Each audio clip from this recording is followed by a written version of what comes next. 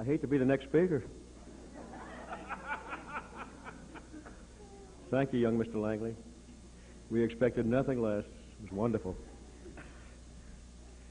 The next speaker is the president of the Cornell Society of Hotelmen, Mr. Bill Eaton.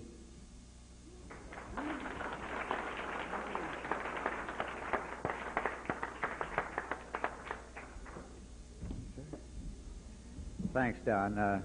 Don's right. Hate to be the next speaker. That's a tough act to follow. That is a tough act to follow.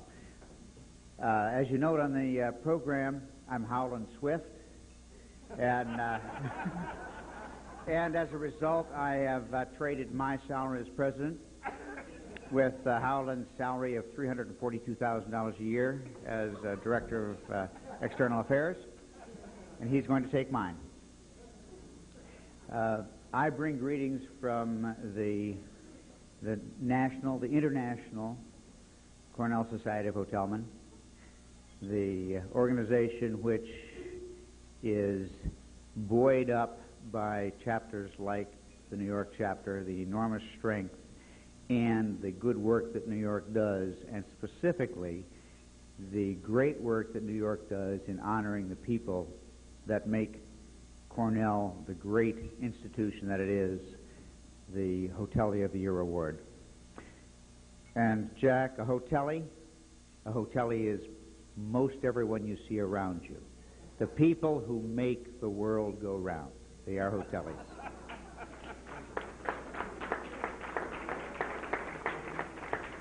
It is truly an honor to be able to speak on behalf of the Society to congratulate Joe for his enormous accomplishments over the years.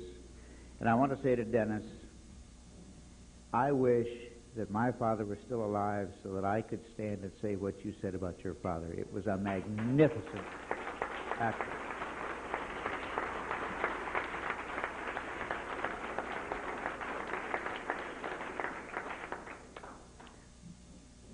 I understand that Joe had a lack of clear judgment at one time in his life. He hired Don Dermody. At least that's what I heard. Now, he has saved his reputation. Actually, he saved it beforehand, but now we know that Betsy was really the key to this enormous success and this incredible family that they have produced. But I simply want to say that on behalf of Cornell, the Cornell Society of Hotelmen, on behalf of Bill Eaton, as a friend of Joe Langley and a friend of the Langley family, he has been and is the absolute epitome of the Hotelie. He is what we are about. Thank you.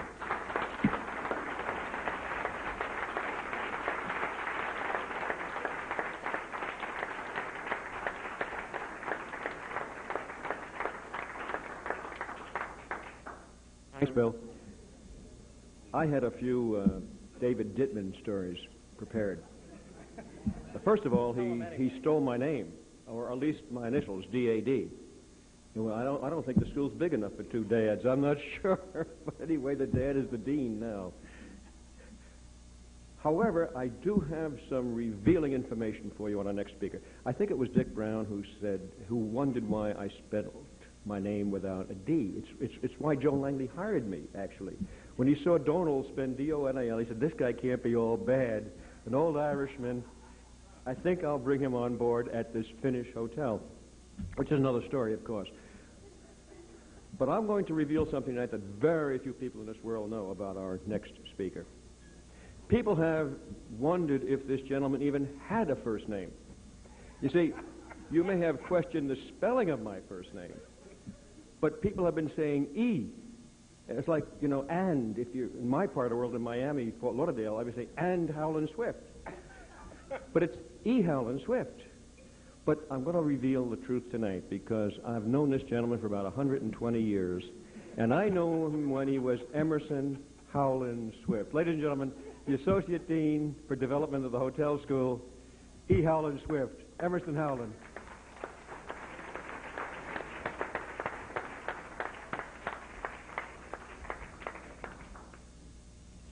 Oh, thank you, Donal. I agree with Dick. Why the hell doesn't he have a D at the end of the Donal? We love him nevertheless.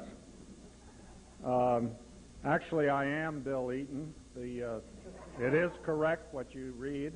I am accepting his salary as the Senior Vice President of Senior Little.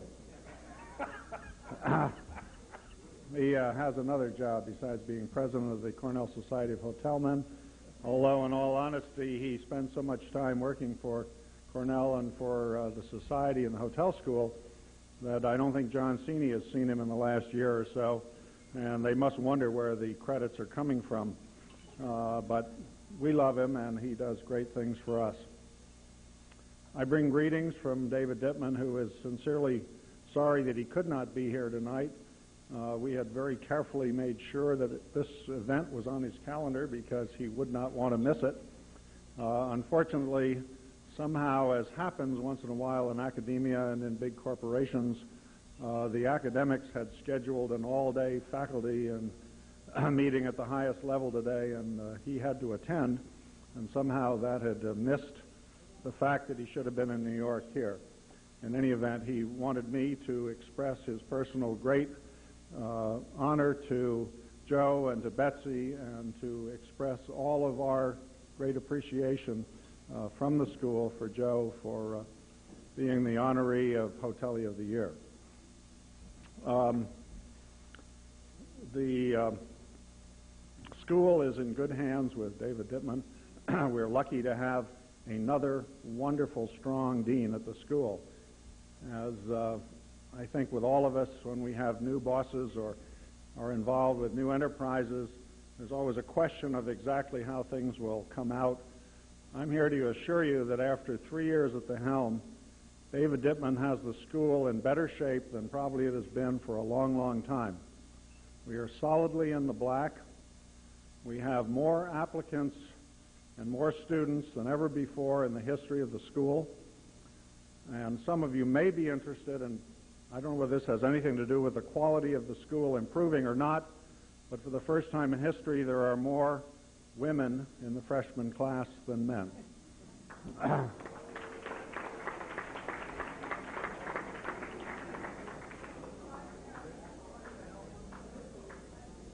I couldn't help but reflect when Marty Horn was talking about the society and, you know, dropping the names that all of us who have been associated with the school for so many years, that we hear these names over the years and think about them. I've heard Marty's name for years, but I've never met him, and I will meet him, I hope, right after we meet tonight. But one of the great things that we all have, and Joe has been in the epitome of this, is the society and the incredible friendships and the unbelievable relationships that continue from this organization. I can't tell you how invaluable it's been to me in my career. I know that 3 of the most important jobs that I have held, was fortunate to have, were only because of the society and the school and my involvement in both. And the ongoing friendships are legendary. The stories that we all can tell about days in Ithaca are marvelous, but it's the wonderful friendships and the ability to renew at an occasion like this with people that we haven't seen in many cases for many years, with new people, is just second to none. I've got a couple of quick things to say, and then I'll shut up and try to be the correct host. I should say that one of our good friends that many of you may know from the European chapter, Leif Evanson, remarked the other day to me that the Danish have or Norwegians, I guess he's a Norwegian, a story about a bumblebee who was eating clover in the field one day, and a cow came by and ate the clover and the bumblebee, which upset the bumblebee no end. And he decided that he would get some revenge on the cow, and he would sleep a little to store up his energy so he could sting the cow on his stomach with all of his energy. But when he woke up, the cow had gone.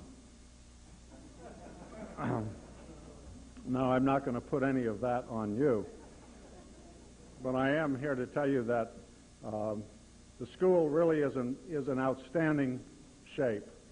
The debt service, which has been a question that a lot of people have been concerned about, is being handled for the first time in an absolute positive way. We're in great shape in paying for the absolute magnificent facilities that we've got. We've got one of the great hotels of Upper New York State. If you haven't stayed there, you should. It's being beautifully run through a curriculum change. Most of you who are of my vintage and around will be pleased to know that for the first time in some years, the students will again be working in the hotel as part of their curriculum. That had been missing for some years.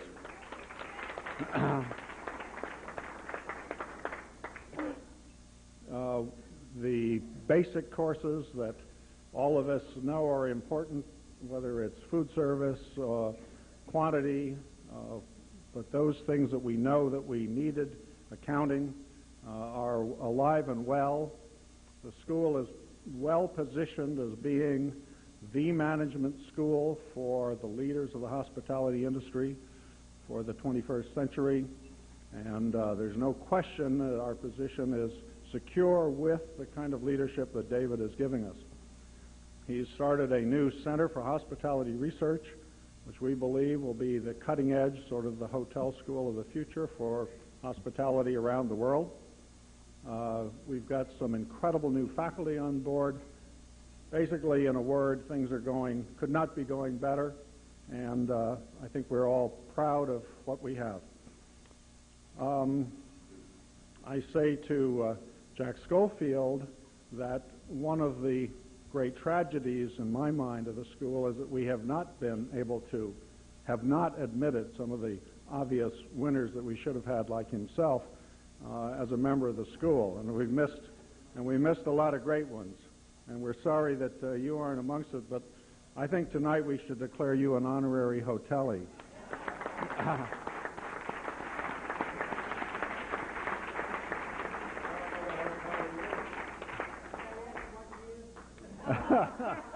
What year would you like? You got it. A Hotelie is a jargon from Cornell, which basically the rest of the campus, I think, anyone can correct me, has put on those of us who were students at the hotel school. Anyone who was a student at the hotel school was called a Hotelie.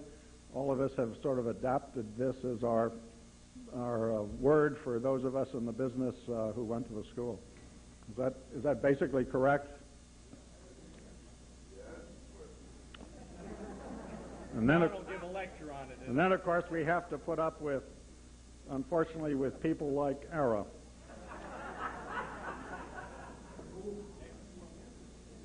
I think, in closing, only to say that this is a marvelous occasion. The New York chapter has always been the flagship chapter of the Cornell Society of Hotelmen. It continues to be the exceptional chapter. Continues to have great, strong leadership, and sets the pace for the rest of us, which all of us are proud of and really pleased with. Greetings, Joe, Betsy, the very best from all of us at Cornell.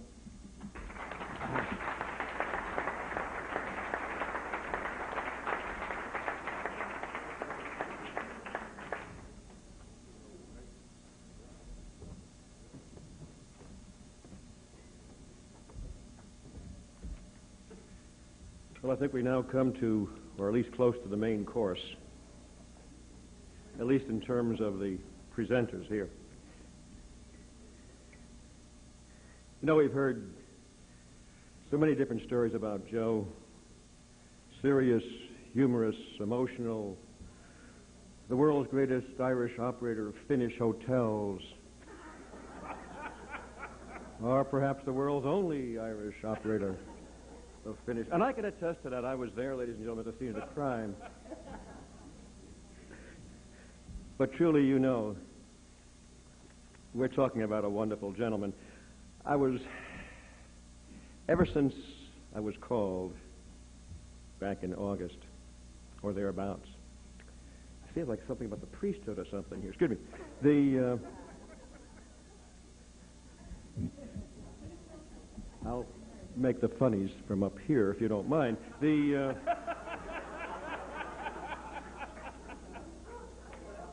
Dominican brother, maybe, but I was thinking, what could I possibly say about Joe Langley? First of all, that might not already be said, but that would particularly capture this gentleman. He's different. He's unique, and as you already know, he's very special. You wouldn't be here if you didn't believe that. Funny enough, I was reading a paper after Mass on Sunday morning. You'll be happy to know, Joe, at St. Peter's Church way down south near the Statue of Liberty somewhere. And in reading the paper, there was a wonderful story. Thank you.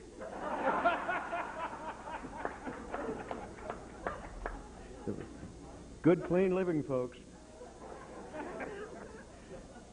There was a wonderful story about a gentleman who had been observed doing an extraordinary thing.